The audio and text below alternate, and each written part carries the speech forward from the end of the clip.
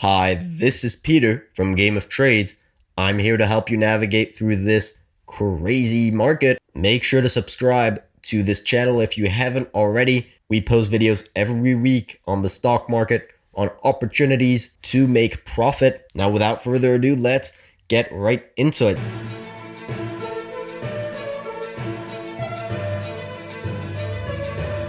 So we're on the chart of the S&P 500, so the broad stock market on the daily chart right here. And I've cleaned up this chart and left just one trend line. This is the most important trend line. We've been talking about it for weeks. This is the bull market trend line. I can't go much further back on it because this is the futures chart. It doesn't go back further than this, but this was the resistance line since 2009. So you can see the power of the rejections once this trend line is tested. This is a technically significant level. When you get such big reactions off a level, that tells you it's important. And even recently right here, you had a brief blow off top through it, but we never got that weekly close above it. The market's just snapped back right under. Same thing here, reaction. And eventually right now we've broken past it with a brief test of that trend line right here. And that's what we talked about today on gameoftrades.net. This is a bullish development, a test of that trend line and a resumption to the upside. That's a bullish development. We'll see how the day closes, but so far it is looking good. So I'm not going to spend too much time on this because we have covered this many times, but this is just to remind viewers where we are in that bull market cycle, right? I'm going to go on a weekly chart, zoom out. This is not the futures chart anymore. Where are we in that bull market cycle? That's very important to understand so that we can trade the day-to-day price action. And we know that this breakout right here was not a coincidence. This is something we expected from a while back. We've expected this move to happen through that resistance level and begin the final phase of the bull market, which is often the phase where you have the most amount of gains in the shortest amount of time. It's what we saw in the 2008 bull market. It's what we saw in the dot-com bubble. So that's the broad picture on the S&P 500. So that retest right here is bullish. That retest is very, very bullish. So definitely nice to see. Now, how is this going to end, right? And we know it's going to end at some point. It's the last phase of the bull market. Everything comes to an end. And so we do have two scenarios, right? And again, I'm just doing a quick overview of where we are in that bull market cycle, and we can compare to the dot-com bubble. This is around the place where we are, and you can see what happened from there on. We had a big move up in the NASDAQ 100. So you can see how potentially harmful it can be to try and short this kind of a market. You might be right about the stock market being in a massive bubble, but if you try and short it too early, you're going to get hurt very badly. So that's the first option there is, big blow off top. The second option is that we have some type of a black swan event at the top. So right now there's a lot of people that are starting to get bullish on the market. Remember, everyone was bearish and now suddenly people are starting to get bullish. That means if there's a black swan event, like a bank going bankrupt or widespread insolvencies throughout the retail sector, which is possible, right? We know that's a risk. We know that after weeks, if not months of shutdowns around the world, there's a lot of companies struggling and a lot of companies at risk of going bankrupt. And we just haven't seen that just yet. So that might be in store for us in the near future. And if that happens, look out below, right? That's going to affect the markets. Now that people are bullish, if you have that type of event, the market is at risk of coming down, right? Bullish sentiment by itself is not bad, but if everyone is bullish and you have bad news come into the market, that's bad. That's very bad for the markets. So in summary, before we dig deep into what we want to talk about in this video, we have a bullish structure. We're not looking for downside just yet, but we know that there are major risks in the markets right now, major deflationary risks right now.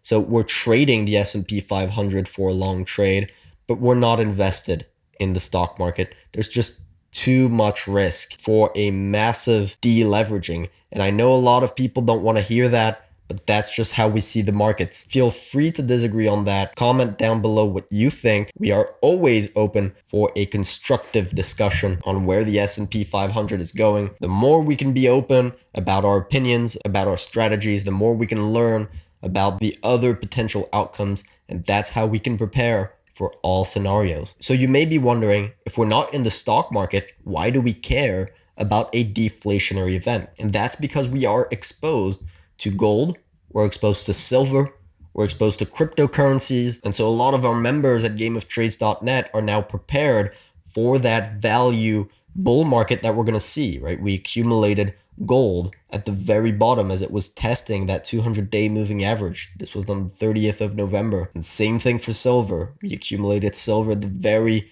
bottom as it was testing that 22.5 support level. We talked about Bitcoin right before the recent major breakout. Same thing on Ethereum. And we were already talking about Bitcoin back in October, starting the accumulation phase at the very beginning of the bull market. So we are exposed to these asset classes that are sensitive to deflationary downturns. We are not immune to an insolvency crisis that will hit our portfolio badly if it happens. So quickly checking out the chart of gold, we're up significantly on our position since the accumulation phase right here, but everyone is well aware that we could see another leg down, right? We're at resistance right here. We haven't broken above that resistance level. We could see another leg down, and that will just be another buying opportunity on gold. We're partly protected with gold because it tends to be less sensitive to deflationary downturns, right? It didn't go down that much during 2008, and we're in a new era of monetary policy. So if we have a deflationary downturn in 2, 3, maybe 4 months, we'll get a massive stimulus package, and that will be all good for gold in the long term. So any downside on gold, any further downside on gold will be buying opportunities for us. So we're worried about deflation, but we're not panicking over deflation. But there is a trade that we can make to prepare ourselves for that type of situation. Now remember, just because we're talking about protecting ourselves against a deflationary downturn doesn't mean we think it's 100% chance it's going to happen. And that's something to understand if you're new to investing, new to trading. Everything we say is on a probability standpoint. Nothing is 100%. Anybody who tells you that they know 100% what's going to happen is lying to you, right? That just does not happen. That just cannot be the case. Only thing you can do is assess the risk, assess the reward, and position yourself accordingly. So that's exactly what we're going to talk about in this video.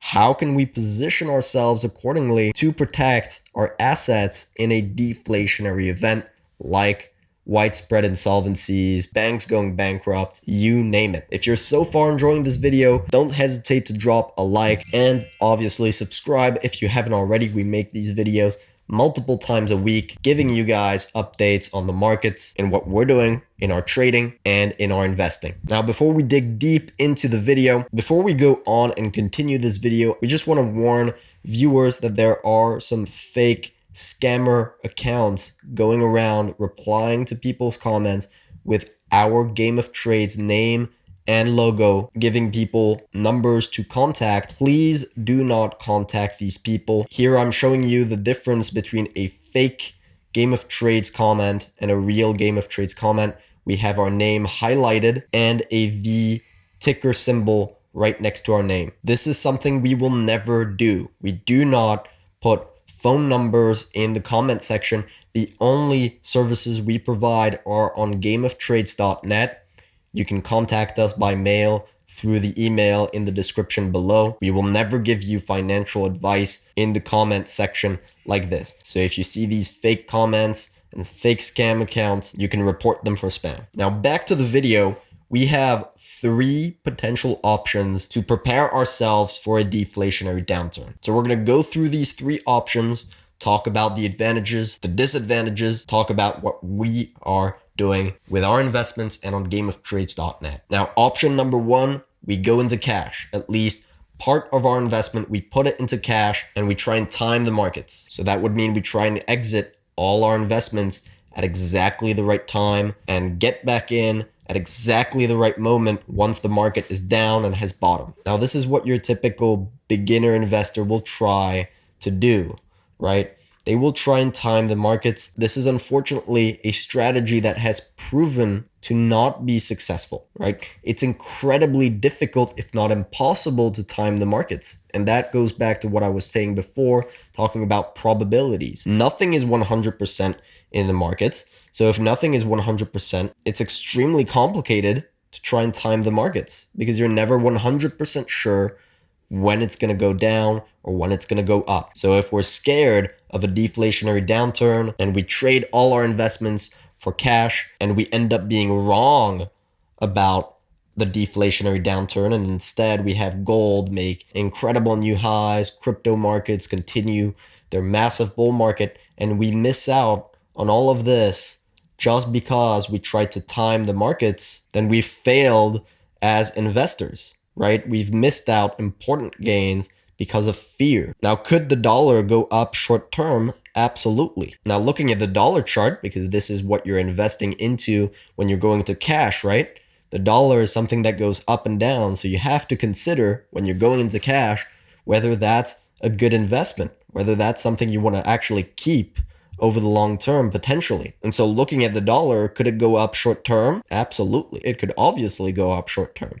But 5 to 10 years from now, we believe the dollar is going to be a lot lower than current levels. So exiting our entire investment positions because of this small move is not something we want to try and do. Now, option number 2, we do nothing. We keep all our investments intact. And so we have a large part of our capital at risk of a deflationary event. And that's actually not the worst strategy if you're going to dollar cost average down.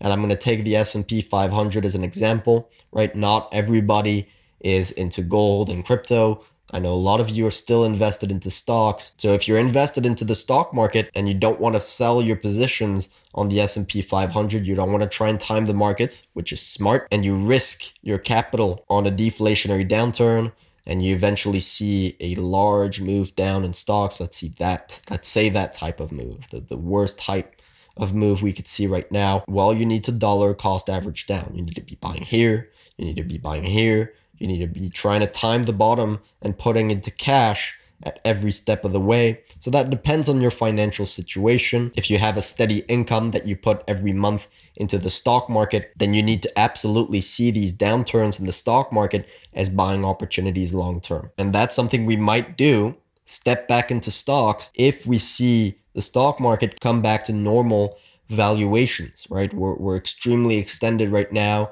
We don't want to be buying something that's historically extremely expensive. That's our take on the stock market, but we're not allergic to the stock market. If we see good prices in the stock market, if we have a prolonged bear market in stocks, we will probably be starting to step in and buy some stocks that we think will outperform in the next decade. So that's the second option. It's not the worst option.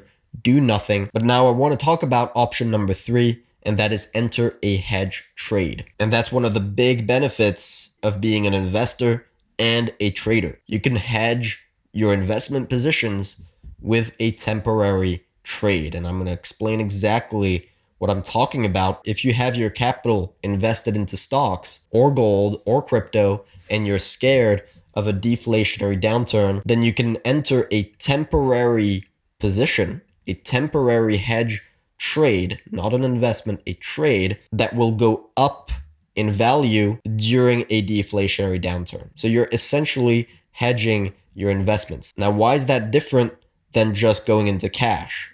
And it is different because this has the word trade in it. And what do you do when you're trading? You manage your position size and you manage your risk with a stop loss. So how are we going to do that? And you manage your risk with a stop loss. So if you're wrong about the deflationary risk, then you just get stopped out on your hedge trade. You don't miss out any of the gains on your crypto bull market. You don't miss out any of the gains on your gold bull market. And you have a small loss because you got stopped out on your hedge trade. So that's the scenario if you're wrong, right?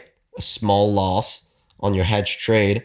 But if you're right about the deflationary risk and your assets go down, you have gold go down, you have cryptos go down, but your hedge trade, you can let it run parabolically, because these types of trades can be extremely profitable if you let them run appropriately. So it can effectively hedge your investment if you're at risk. So how are we going to do that? And the main thing we're looking at for a hedge trade is the credit spread. So what exactly is the credit spread?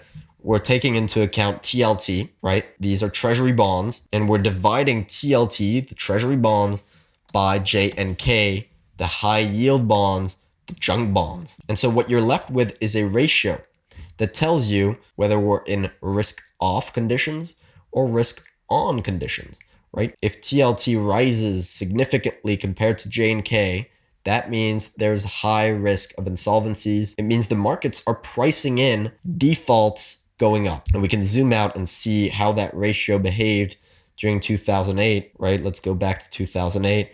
This was the insolvency crisis of 2008. You can see how this ratio goes up massively when you have insolvencies in the economy. And that's because investors get away from JNK, junk bonds, which are at high risk of going bankrupt, and flow into TLT, which are much safer in that type of environment. So that's the ratio we're looking at. And the reason why we're looking at is because that's the main concern we have right now in the economy. The major risk in the market right now is widespread insolvencies. And we know that. We've had global shutdowns for months.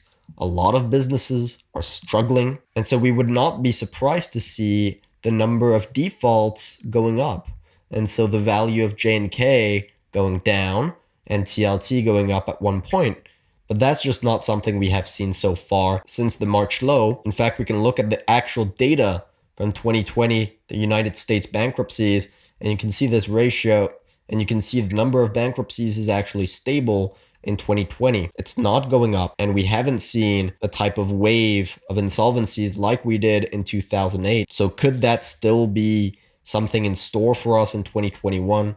Absolutely. That is something that could happen, and it's something we're going to be prepared for when it comes. So when we have that breakout, this is TLT versus JNK. This is the technical picture, right? We're analyzing this from a technical standpoint, and we're in this downtrend, right? We're building a wedge pattern, so we know a reversal is going to come sometime soon in the near future. When we have a breakout here of this downtrend line, that's when we'll be stepping in to buy TLT. We'll be buying treasury bonds and hedging the rest of our portfolio with bonds if we see that type of a breakout. And you can see, right, in January, right here, January 22nd, this is when we had the breakout on TLT versus JNK.